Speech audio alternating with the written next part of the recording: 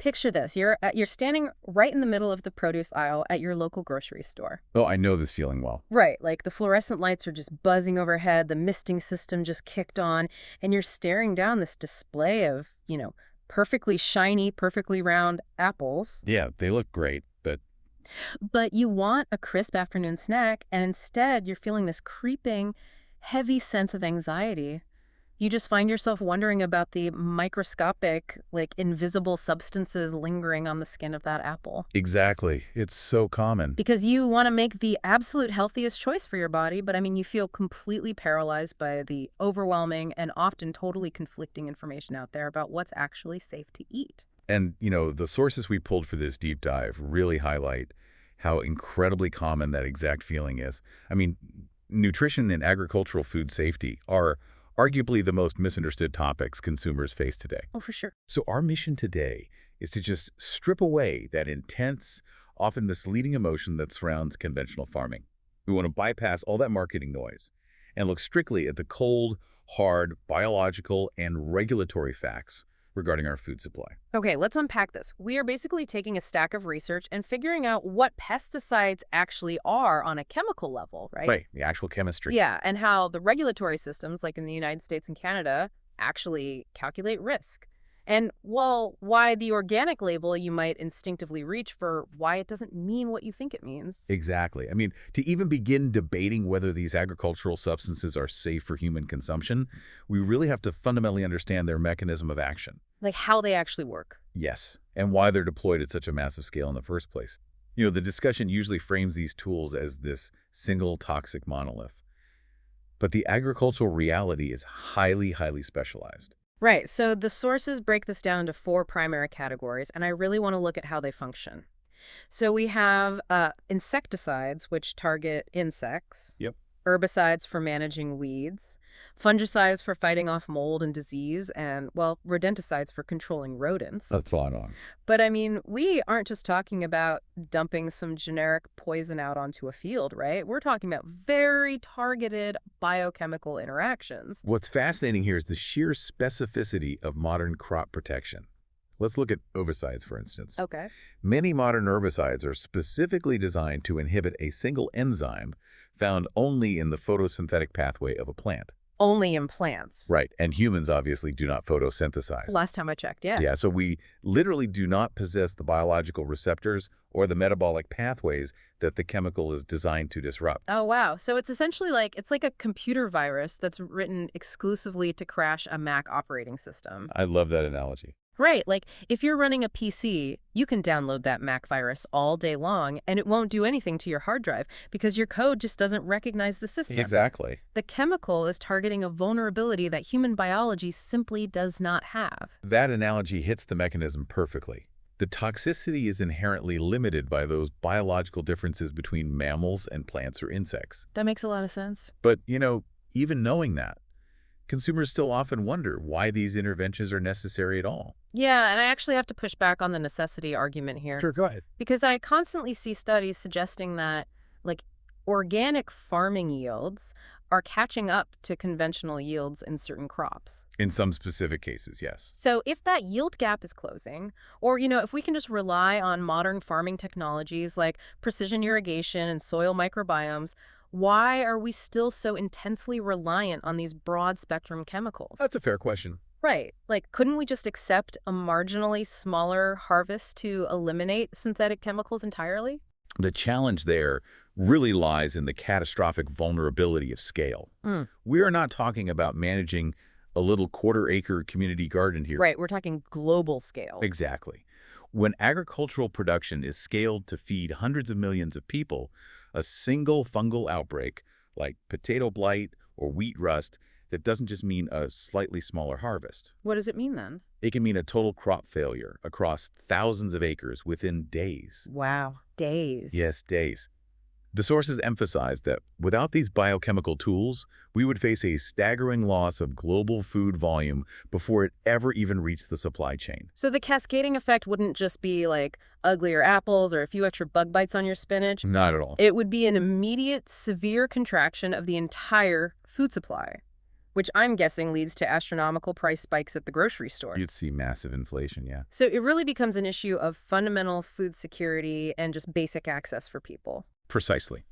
I mean, the economic modeling in our research indicates that crop protection tools prevent up to a 50% loss in global agricultural yields. 50%. That's half our food. Half. They are the shock absorbers of the global food system. They prevent weather anomalies and pest migrations from literally translating into human starvation. Okay, but that raises a massive gap in the logic, which I think causes the most consumer anxiety. How so? Well, if we acknowledge these chemicals are highly active biological agents that we basically need for keeping the global food supply intact, who is actually making sure they aren't harming us over a lifetime of eating? Right, the safety net. Yeah, like how are the EPA in the United States or Health Canada actually testing this stuff? This brings us to the science of toxicology, which is really the backbone of all food safety regulation. Okay. The entire regulatory framework operates on one foundational principle. The dose makes the poison. The dose makes the poison. Exactly. Even water can cause fatal toxicity if you consume too much of it too quickly. So to regulate pesticides, scientists don't just guess. They calculate what is called the No Observed Adverse Effect Level, or NOAEL. Wait, NOAEL. Yes, NOAEL. Okay, let's break down how that calculation works because I feel like the math is the only thing that separates the science from the emotion here. That's a great way to put it. So regulatory scientists conduct extensive multi-year studies, usually animal and cell culture studies, exposing subjects to varying levels of a specific pesticide. Okay, so they're testing different amounts. Right. They slowly increase the dose until they observe the very first sign of an adverse biological effect. Like any negative reaction at all. Exactly. And once they find that, they drop back down to the highest dose that caused absolutely zero observable impact. Zero impact. Zero. That specific line is the NOAEL. And they don't just stop there and make that the legal limit, do they? Oh, not even close. Yeah. If we connect this to the bigger picture of public health, regulators assume that humans might be more sensitive than the test models. That makes sense. And they also assume that vulnerable populations, Yeah. Like infants, the elderly, pregnant women, they need extra protection. Right, you have to protect the most vulnerable. Exactly. So they take that NOAEL dose and they divide it by a massive safety factor, typically 100, and sometimes up to 1,000. Wait, 1,000? So they shrink the acceptable dose by a factor of 100 or 1,000 just to build this massive buffer zone. Exactly. And that newly shrunken number becomes the maximum residue limit, or MRL. Okay, MRL. And is that just a suggestion, or? No, it is a strict legal limit. Government agencies constantly monitor the food supply. They're testing thousands of domestic and imported produce samples every single year to ensure residues fall below the MRL. And what happens if they find something over the limit? If a shipment tests above that microscopic limit, it is rejected and destroyed, period. Okay, but our testing equipment today is, like, almost unfathomably sensitive. I read somewhere that mass spectrometers can now detect substances down to the parts per trillion level. They absolutely can. It's incredible technology. Right. So consumers are reading these terrifying headlines saying, pesticides detected in 80% of strawberries. But just because our technology can see a single molecule, does that actually make it relevant to human health?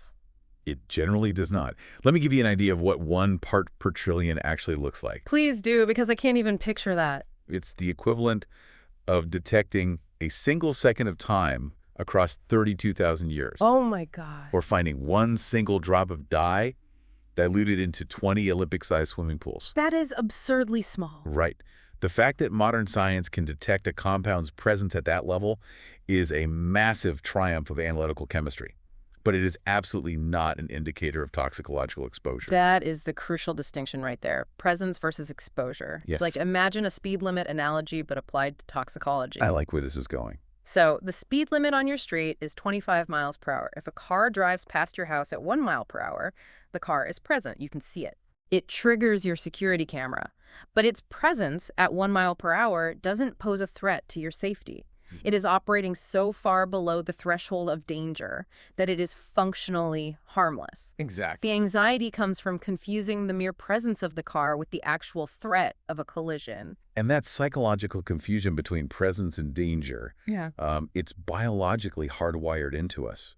Humans are evolutionarily programmed to fear invisible contaminants in our food. It's a survival instinct. Exactly. When people read a headline about parts per billion of a chemical on an apple, that ancient disgust response kicks in, completely overriding the mathematical reality of those safety margins we just talked about. Which honestly completely explains the mass migration to the organic produce aisle. Oh, absolutely. Because people fear that microscopic presence, they are willing to pay this massive premium for organic food, operating under the assumption that the organic certification guarantees a pristine, completely chemical-free product. Which is largely untrue. Right, because diving into the actual agricultural standards in these sources, that is a massive, incredibly prevalent myth. It is perhaps the single largest misunderstanding in the modern grocery store today. Wow. The pests, they do not care if a field has an organic certification. The aphids, the weeds, the blights, they attack organic crops with the exact same ferocity as conventional ones. They don't read the labels. No, they don't.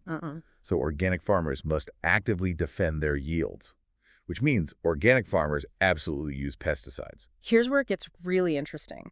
The defining difference between conventional and organic farming isn't the absence of pesticides, it's strictly the origin of the pesticides. That's the key right there. Right. Organic regulations broadly prohibit synthetic compounds created in a lab, but they permit dozens of approved pesticides as long as they are derived from natural sources. Yes, and the active ingredients in organic pesticides include things like copper sulfate, sulfur, neem oil, and spinosad. Spinosad. What is that? It's derived from a fermented soil bacterium. And make no mistake, these are highly active, lethal compounds designed to kill pests. I look at it like the difference between chewing on natural willow bark versus taking a synthesized aspirin tablet. Oh, that's a perfect comparison. Right, because both contain active compounds that thin your blood and reduce pain. One is pulled directly from a tree and one is synthesized in a laboratory. But your liver doesn't care about the origin story. Not at all. Your body only reacts to the chemical structure and the dose. You can absolutely overdose on natural willow bark, just like you can overdose on synthetic aspirin. And the sources make a critical point about efficacy here, too. How so? Because natural pesticides are often less targeted and degrade much faster when they're exposed to sunlight and rain, organic farmers sometimes have to spray their crops more frequently. Wait, more frequently? Yes, and often in higher total volumes than a conventional farmer who's using a modern synthetic alternative. Wait, really? So by demanding a natural chemical over a synthetic one, consumers might actually be driving an increase in the total volume of chemical applications on the field? In certain specific crop scenarios, yes. A conventional farmer might use a highly engineered synthetic compound that targets a specific enzyme and lasts for 3 weeks, meaning they only need one application. Wow, okay. But an organic farmer might have to apply a natural copper-based fungicide multiple times after every single rainstorm just to achieve the exact same crop protection. And isn't copper a heavy metal? Exactly. And heavy metals like copper, while technically natural, do not break down. They accumulate in the soil over decades. That is wild. The marketing halo around the word natural completely obscures that reality. It assumes nature is inherently gentle when, nature is actually the source of the most potent toxins on the planet. It's true. By understanding that both systems utilize highly active chemicals and both leave residues that are tightly regulated by the exact same government agencies, consumers can finally step off that emotional roller coaster. Yeah, it really levels the playing field. It does. It removes the fear. All right, well, let's bring this highly theoretical science right down to the listener's kitchen counter. Let's do it. Because knowing that both organic and conventional produce will likely have microscopic but legally safe traces of crop protection on them, what are the actual mechanics of cleaning your food? Like, how do we take practical control of our exposure at home? The recommendations from food safety authorities are incredibly straightforward here. The most effective method for removing surface residues is simply washing your fruits and vegetables under running water, accompanied by gentle friction. Okay, but let's look at the mechanism of that washing. You aren't neutralizing the chemical with soap, right? You're just physically dislodging it. This raises an important question about kitchen chemistry. You should never, ever use soap or commercial produce washes. Wait, never. I see people use soap all the time online. It's a terrible idea. Fruits and vegetables are porous. Soap contains surfactants that are designed to penetrate surfaces, which means washing an apple with dish soap can actually drive the soap chemicals directly into the flesh of the fruit. Oh, gross. Yeah, and that can cause gastrointestinal distress. The mechanical action of your hands or a vegetable brush under running water is completely sufficient to break the surface tension and wash away a significant percentage of those water-soluble residues. Okay, but what about lipophilic pesticides? Because the sources mention that some compounds are fat-loving, meaning they bind to the natural waxes on the outside of, like an apple or a cucumber. Water just beads right off that wax. That's true. For those specific items, peeling is a highly effective way to eliminate the surface entirely. Removing the outermost leaves of a head of lettuce or cabbage serves the exact same function. I have to challenge the peeling advice, though. Okay, why is that? If I take a peeler to an apple to completely guarantee I've removed a highly regulated microscopic trace of residue, I am simultaneously stripping away the highest concentration of flavonoids, antioxidants, and dietary fiber that the fruit has to offer. That's a very valid point. Aren't we actively degrading the nutritional value of our food just to dodge a theoretical risk? The dietary data strongly validates that concern. It is absolutely a trade-off.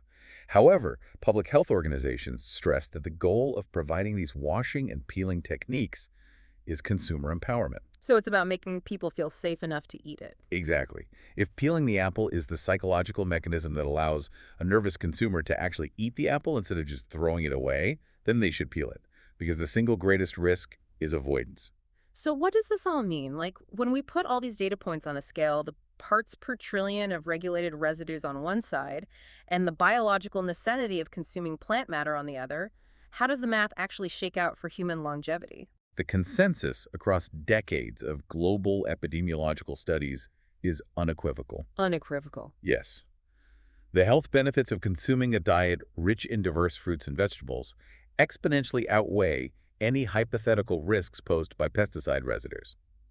And that is regardless of whether that produce is conventional or organic. The physiological benefits are truly staggering when you look at the raw data. Like, high vegetable and fruit consumption is the primary driver of healthy gut microbiomes. Absolutely. It actively reduces systemic inflammation, it lowers blood pressure, and it provides the dietary fiber necessary for cardiovascular health. Choosing not to eat conventionally grown broccoli because you're afraid of a regulated trace residue is a fundamental miscalculation of risk. It's like refusing to wear a seatbelt because you're afraid it might wrinkle your shirt. That's a great analogy. You're ignoring a massive life-saving benefit over a microscopic inconvenience. Exactly. The chronic diseases associated with a nutrient-deficient, low-fiber diet, things like heart disease, type 2 diabetes, and certain cancers, those are documented, statistical realities that kill millions of people.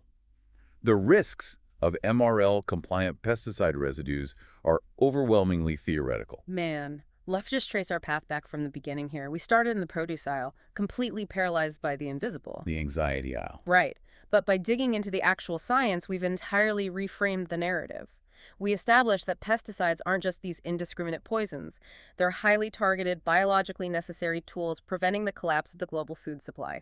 And we examined the intense toxicological math behind the regulations, proving that the NOA yield calculations and those hundredfold safety margins, they prioritize human safety over agricultural convenience every time. Yeah, and we dismantled the myth of the completely chemical-free organic farm, recognizing that natural pesticides are still highly active chemicals and that your liver processes compounds based on structure, not where they came from. The origin doesn't matter to your body. Right.